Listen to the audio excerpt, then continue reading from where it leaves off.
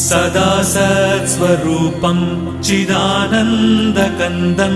जगत्सम्भवस्थानसंहारहेतुं स्वभक्तेच्छया मानुषं दर्शयन्तम् नमामीश्वरं सद्गुरुं साईनाथं नमामीश्वरं सद्गुरुं साईनाथम् भवध्वान्तविध्वंसमार्ताण्डमीड्यं मनोवागतीतं